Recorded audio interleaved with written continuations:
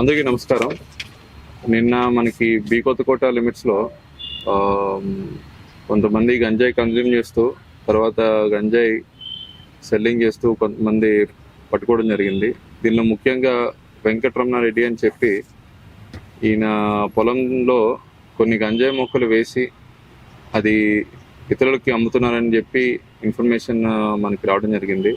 ముఖ్యంగా వీళ్ళు వాడేది అక్కడ ఉన్న ఆవులకి మరియు అదర్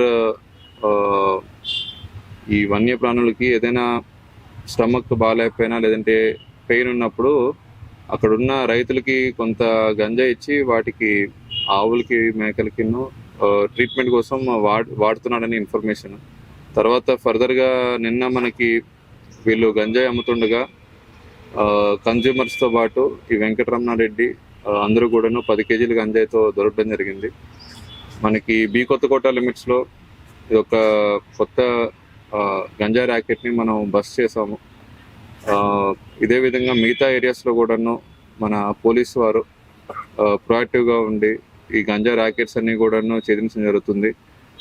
మా తరపున ప్రజలందరికీ కూడా విజ్ఞప్తి, ఎవరి దగ్గరైనా గంజాయి అమ్ముతున్నట్టు కానీ కన్జ్యూమ్ చేస్తున్నట్టు కానీ స్కూల్స్, కాలేజెస్, ఇతర ప్రదేశాల్లో ఎక్కడైనా అమ్ముతున్నారు, కన్జ్యూమ్ చేస్తున్నారు, ట్రాన్స్పోర్ట్ చేస్తున్నారు ఇన్ఫర్మేషన్ ఉంటే మన పోలీసు వారికి తప్పకుండా సమాచారం ఇవ్వాల్సిందిగా కోరుతున్నాం.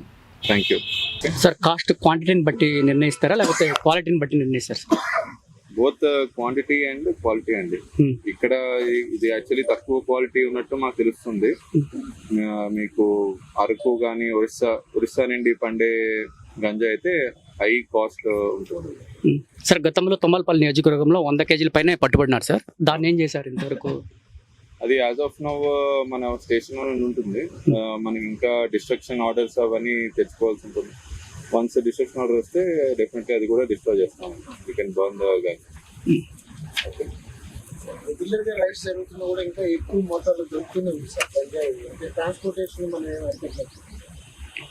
అంటే మనకి రీసెంట్ గా దొరికిన వాళ్ళందరూ కూడాను చిన్న ప్యాకెట్స్ వాళ్ళు బాడీలో పెట్టుకొని లేదంటే చిన్న ఆటోలో పెట్టుకొని బైక్స్ లో పెట్టుకొని ట్రాన్స్పోర్ట్ చేయడం జరుగుతుంది. స్మాల్ క్వాంటిటీ ఉన్నప్పుడు మనం ఎంత వెహికల్ చెకింగ్ పెట్టి ఎంత చెక్ చేసినా కూడా 100% ఫుల్ ప్రూఫ్ గా గంజాయి ట్రాన్స్పోర్టేషన్ ఆపేయగలమని చెప్పలేము.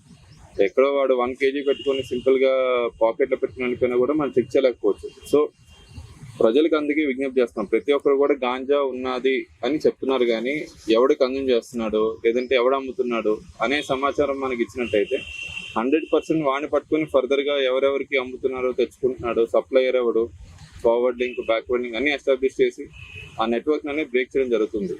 అటువంటి సమాచారం ఏదైనా ఉంటే ప్రజలకి మా పోలీసు వారికి ఇవ్వాల్సిందిగా కోరుతున్నాం సార్. అంటే ఇప్పుడు పట్టుకున్న వాళ్ళ సమాచారం ఎవరా సార్? అంటే ఇప్పుడు పట్టుకున్న వాళ్ళ సమాచారం ఎవరు, ఎక్కడి నుంచి తెస్తున్నారు అని చెప్పేసి వాళ్ళు సమాచారం ఇస్తారు కదా.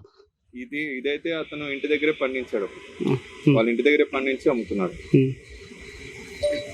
వాళ్ళని రిమాండ్ చేస్తాం, తర్వాత ఈ గంజాయిని మనం ఎఫ్ఎస్ఎల్కి పంపిస్తాం సార్. అలాగే చూసుకున్నట్లయితే చిత్తూరులో చిన్న టొబాకో స్కూల్స్ లో దొరికినట్లయితే తెలుస్తుంది సార్. ఇక్కడ మదనపల్లిలో కూడా కొన్ని స్కూల్స్ లో గవర్నమెంట్ స్కూల్స్ కానివ్వండి, ఇక్కడ ఏదైనా కానివ్వండి సేమ్ ప్రాసెస్ జరుగుతున్నట్టు అంటున్నారు సార్.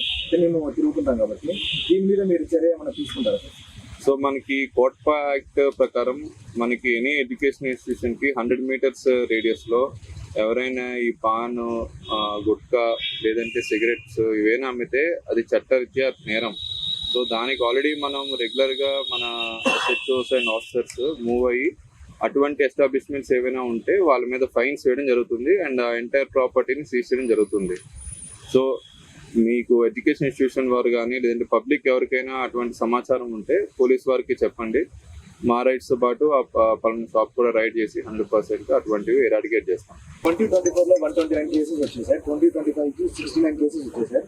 ఇప్పుడు నెక్స్ట్ 2026 స్టార్ట్ అయింది సార్. నెక్స్ట్ ఎలా ఉండబోతుంది సార్?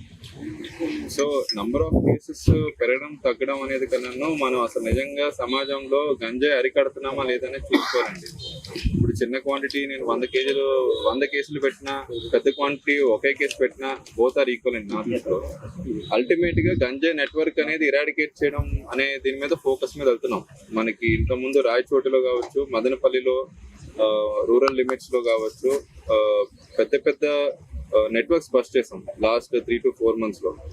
అది ఫస్ట్ పర్సన్ టు అంటే including supplier to consumer, peddler, transporter and all the supply chains అన్ని బ్రేక్ చేసాం. ఆ నెట్వర్క్ బ్రేకింగ్ దానిలోనే మేము కంప్లీట్ ఫోకస్ చేస్తామండి. Number of cases is immaterial, but networks breaking అనేది ఇంపార్టెంట్. సార్ ఫైనల్ గా ఇక్కడ విక్రయించే వాళ్ళకి, సేవించే వాళ్ళకి ఎలాంటి చర్యలు ఉంటాయి సార్ గంజాయి? సో కన్స్యూమర్స్ ఎవరైనా ఉంటే వాళ్ళు in case if their college students వాళ్ళందరినీ డిఎడిక్షన్ సెంటర్ కి పంపించడం జరుగుతుంది. అండ్ ఎవరైతే పెడ్లర్స్ అండ్ సప్లయర్స్ ఉన్నారో వాళ్ళందరికీ కూడా చట్టరీత్యా చర్యలు తీసుకుంటాము. అండ్ మల్టిపుల్ కేసెస్ లో ఇన్వాల్వ్ అయితే వాళ్ళ మీద పీడియాక్ పెట్టి ఫైనాన్షియల్ ఇన్వెస్టిగేషన్ కూడా వాళ్ళ మీద పెట్టి వాళ్ళ ప్రాపర్టీ కూడా సీజ్ చేయడం జరుగుతుంది. ఓకే.